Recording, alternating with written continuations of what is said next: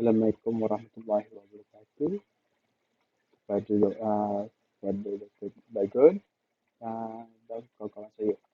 Okey, video kali ini kami akan membentangkan mengenai sampling method untuk carnivore mammal.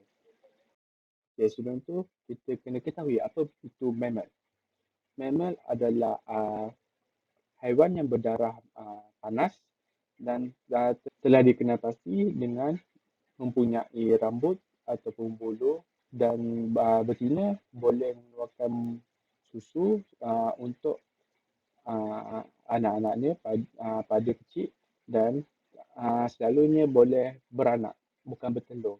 Ini maksud ini telah dapat daripada Kamus Oxford.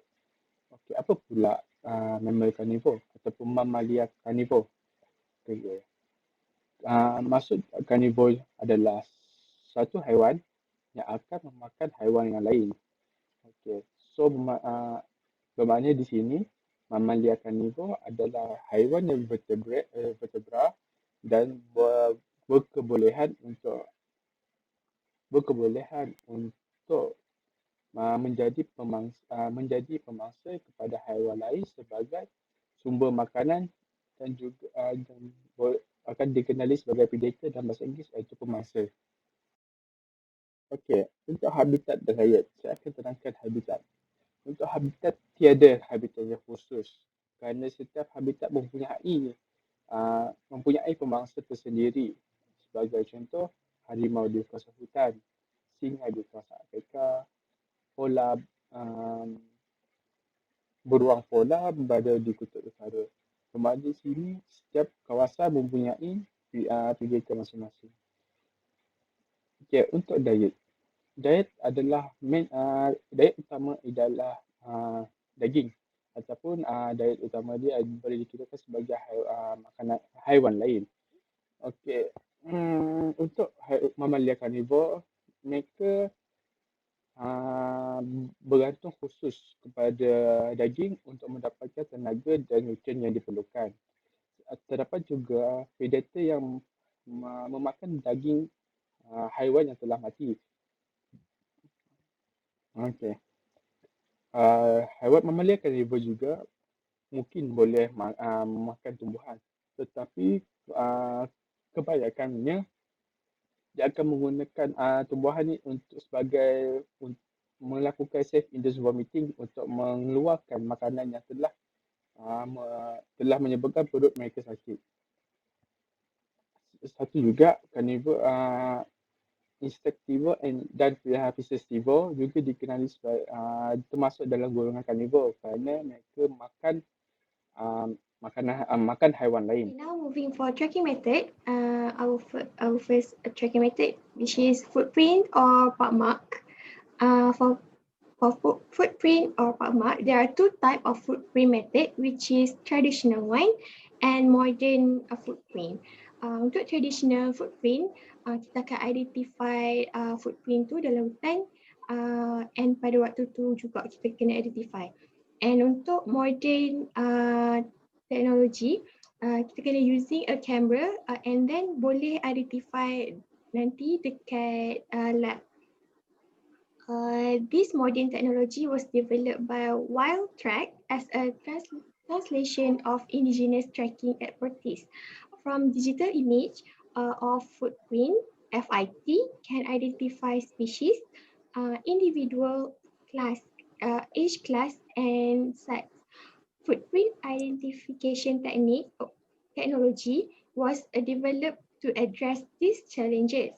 It is a non-invasive, cost-effective, and sustainable method of identifying animals using digital image of their footprints. FIT represents the distillation of ancient tracking skill into a modern technology. Tracking pattern help to identify the animal into a larger group. Tapi ini hanya langkah pertama untuk klasifikasi.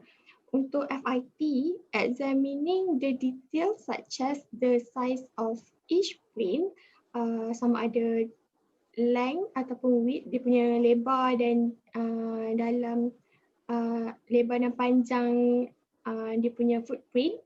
Contohnya nak bezakan wolf dengan fox punya footprint. Kalau wolf, dia punya tapak kaki dia, kesan tapak kaki dia akan lebih besar berbanding dengan fox.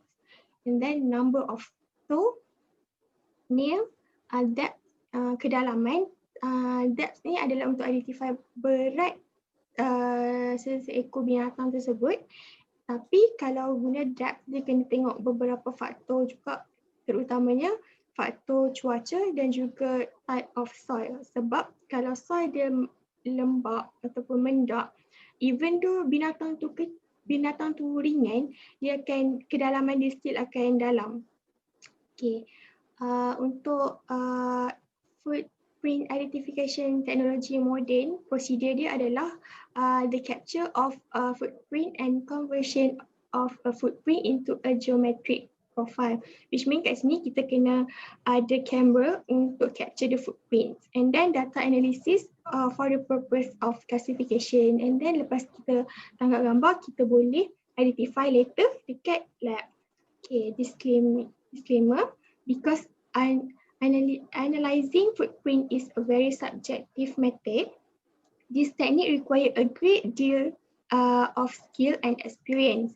It also requires ideal soil type and weather condition for the animal to leave prints that are visual and suitable for tracking. Okay, next is camera trap. Okay, camera trap ni digunakan secara meluas lah untuk researcher membuat pantauan di dalam hutan. Sebab camera trap ni dia minimize kita punya gangguan dari segi ekologi dalam hutan, gangguan dari segi gangguan haiwan tu. So memang mengurangkan gangguan. That's why banyak researcher gunakan camera trap. And then it's for evidence. Sebab ada researcher may use kita punya evidence as their reference, and then its visibility, because the picture, the camera trap ni dia akan tangkap gambar picture tu, and then dia still nampak satu kan gambar dia kan. And then camera trap with infrared or motion sensor. Infrared flash camera have low disturbance and visibility. When animal cross the beam of the sensor, the photograph is taken. Okay, dia kalau kita guna yang infrared ni, dia less disturbance, because kalau kita guna yang flash, yang yang bukan yang macam kalau kita guna yang flash, dia akan ganggu haiwan tu cerah malam. So yang terlalu macam flash, dan dia akan terkejut, and dia mungkin akan rosakkan kita punya camera trap. And then kalau kita guna infrared motion ni, macam bila haiwan tu lalu, dia akan tangkap gambar haiwan tu. Macam tu. And then dia banyak advantage kalau kita guna camera trap ni. Kalau kita guna yang dia kan passive method. Kalau kita guna yang active, macam kalau kita tangkap dia, kita kena label dia semua, mungkin akan mengganggu dia. Tapi kalau kita guna camera trap ni, kita tak ganggu dia. But still kita boleh tahu if ada rare species ke dalam hutan tu, species richness, dia punya population, dia punya habitat, dia punya activity pattern of animals. Kita still boleh tahu kalau kita guna camera trap ni. Sebab kalau macam waktu siang hari kan, haiwan-haiwan ni dia akan pergi dekat kawasan mineral lakes. Sebab mineral lakes tu ada banyak nutrient and minerals yang diperlukan dalam badan dia orang untuk buang segala toksin and to occupy semua mineral yang diperlukan dalam badan. So that's why dia akan pergi mineral lakes tu. Mineral lakes ni macam kawasan dekat swamp tu, dekat macam atas batu ke, dekat akar-akar pokok yang besar tu, kan ada macam kita akan nampak atas macam lapisan mineral. So dia akan leak kat situ untuk dapatkan nutrient tu. And then kalau dia punya pattern of activity pattern pula, macam kalau dia migration. Kalau dia migrate satu tempat ke satu tempat, kita still boleh tengok kalau guna camera trap ni. And then dekat mana kita nak letak camera trap ni? Okay, camera trap ni kita kena letak dekat tempat yang macam tak visible sangat, sebab kalau haiwan tu nampak, dia akan rosakkan ke kita punya camera trap tu. And then environment pun penting juga. Macam Kalau humidity tu terlampau tinggi, dia akan rosak juga. Meter rendah pun rosak juga. Sebab dia kan sensitif, so kita kena ambil kira semua tu.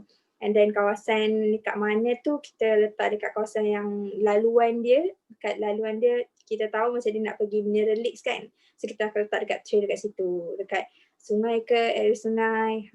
Yang kita tahu kita boleh dapat tangkap gambar dia dengan lebih tinggi lah dia punya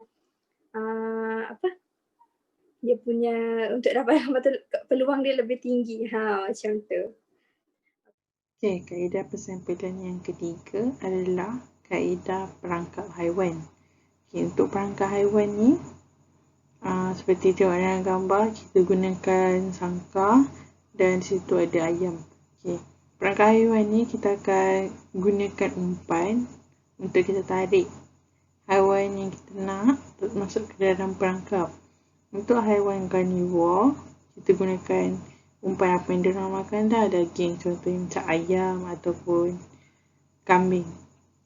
Jadi perangkap ni kita letakkan di tempat yang mereka selalu pergi, selalu kunjungi ataupun kita pernah nampak mereka berada di situ, kita letak dekat situ. Jadi tujuan perangkap ni adalah untuk memudahkan kita memerhatikan haiwan tersebut dengan lebih dekat lagi, dan dia juga memudahkan kita dalam mengumpulkan data. Contoh data yang kita boleh kumpulkan macam data berkenaan umur, jantina ataupun status kesihatan haiwan tersebut. Jadi perangkap ni juga memudahkan kita untuk mengumpulkan atau mengambil sampel darah dan juga sampel tisu haiwan tersebut untuk dihantar ke mammal untuk diuji kaji. Jadi selepas selesai tujuan asal kita memerangkap haiwan tersebut, akan dilepaskan semula ke dalam hutan. Jadi sekarang saya akan bentangkan tentang equipment for wildlife sampling. Jadi saya akan bagikan kepada dua bahagian, iaitu monitoring dan juga sampling. Okey, pertama sekali saya akan katakan tentang monitoring, mana kita boleh gunakan binoculars. Contoh binoculars yang digunakan saya letak dekat sini 7x50 brand daripada Nikon, to observe the species. Macam kita tahu carnivore ni adalah haiwan yang bahaya lah kalau nak datang dekat. Jadi kita gunakan binoculars, kita observe, monitor je dari jauh. Dan seterusnya adalah digital camera.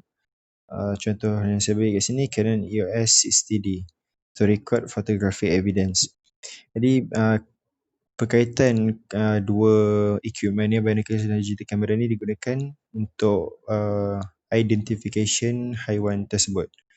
Okey, contoh dekat binoculars, kita dekat lapangan kita boleh terus ID, dan untuk digital camera ni kalau kita tak tahu spesies haiwan tersebut, kita boleh ambil gambar dan kita bawa balik dekat makmal dan kita ID dekat situ lah, sebab kita tak tahu dekat lapangan spesies tersebut.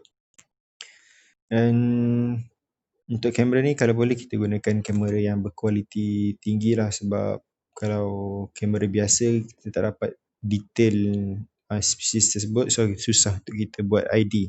Dan seterusnya adalah GPS, penting. Kita gunakan, kat sini saya gunakan Garmin Map 76 to record the coordinates. GPS ni juga adalah penting lah untuk kita nak tahu koordinat habitat haiwan tersebut, sebab kita nak trace balik haiwan tersebut dalam tempoh satu masa yang ditetapkan. Contohnya kita dah pergi bulan 1 kita pergi, dan dalam tempoh masa tertentu, trip seterusnya kita datang lagi, kita nak tengok ada tak haiwan tu dekat situ lagi. Okey, yang seterusnya nombor 4 adalah range finder to measure the distance during point count. Okey, yang ni kita gunakan range finder ni untuk kita tentukanlah plot kawasan kita, point plot A ke plot B ke plot C, untuk kita tentukan plot berapa jarak plot yang kita nak tentukan. Okay, dan seterusnya adalah measuring tape to record the size of footprints and facial droppings. Yang ni kita gunakan untuk kita ukur tapak kaki haiwan dan juga najis haiwan tersebut lah. Dan juga measuring tape juga kita boleh gunakan untuk gantikan rangefinder dengan cara traditional way lah. Kita ukur macam kita buat dalam subjek survey hutan, kita ukur by meter jarak, tapi leceh sikit lah.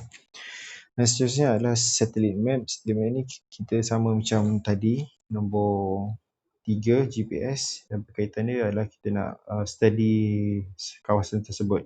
Contoh kita pergi dekat satu kawasan hutan A, jadi kita perlukan map kawasan tersebut untuk kita lebih tahulah macam mana kawasan, keadaan kawasan tersebut, kawasan topografi kawasan tersebut. Dan seterusnya adalah camera traps with infrared or motion sensors are set up along path frequented by forest wildlife. Okey, ini adalah equipment yang biasa kita gunakan dalam wildlife. Sebab apa? Sebab kita dekat dekat lapangan, kita takkan duduk kat situ sampai berminggu-minggu.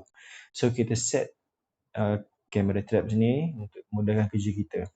Okay, kita letak kat satu kawasan, satu titik, dan kita tengok hasil dia dalam beberapa hari ataupun paling sekejap beberapa jam. Kita tengok ada tak haiwan yang kita nak ada dekat situ. Okay, contoh ada satu harimau lalu kat situ. Jadi memudahkan kerja kita lah. Kita tahu ada dekat situ ada harimau. So mudah kerja kita, tak payah pergi tempat lain. Atau boleh pergi tempat lain tapi dalam radius yang dekat. Dan seterusnya adalah for sampling. Sampling ni macam dah diterangkan slide sebelum ni. Macam kita gunakan sangkar untuk tangkap dan tangkap haiwan, dan kita gunakan ayam sebagai umpan, dan tambahan kita gunakan tranquilizer untuk kita tidurkan haiwan tersebut sebab kita nak dapatkan darah ataupun tisu dia kan. So kita gunakanlah tranquilizer ni. Tapi tranquilizer ni kalau boleh kita gunakan dalam dos yang ditentukan, dos yang ditetapkan. Sebab kalau berlebihan akan menyebabkan kematian haiwan. Jadi kita tak nak haiwan tersebut mati, kita gunakan dos yang ditentukan. Dan saya ada baca dekat satu website informatikal, saya dah lupa. Dia kata tranquilizer ni dah diharamkan penggunaannya sebab dia macam apa orang kata tu, menyeksa haiwan sebab dia luar daripada norma, luar daripada norma kehidupan kita. Dan seterusnya adalah lab test equipment for blood test and tissue sampling. Yang ni lepas kita dah dapatkan darah dan tisu dia, kita nak bawa darah tersebut dan tisu tersebut ke makmal untuk kita buat uji kaji. Kita nak tahu dia punya darah dia, kita nak tahu tisu dia, dan kita tentukanlah dia punya tahap kesihatan ataupun tahap dia punya umur dia berapa, dia punya jantina. So ada haiwan yang dia tak tunjukkan dia punya jantina dia. Macam contoh saya ada tengok dekat dokumentari sebelum ni, dubuk hyenas. Kita tak tahu dia punya jantina dia. Sebab adalah saya baca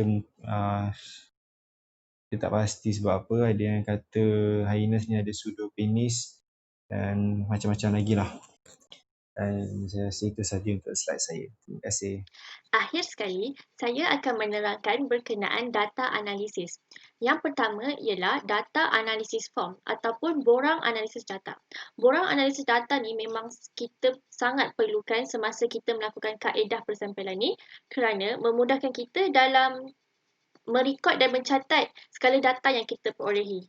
Seterusnya, analisis habitat quality ataupun analisis quality habitat. Identify the habitat at the place where the tribe being placed. Maksudnya kita perlu kenal pasti habitat ataupun kita kenal pasti kawasan sekeliling tempat yang kita letakkan kita punya perangkap tu. Macam contohnya kita ada dua tempat dan kita letak perangkap. Satu tempat A, satu tempat B. So kita perlu kenal pasti tempat A ni kawasan dia macam mana, habitat dia macam mana.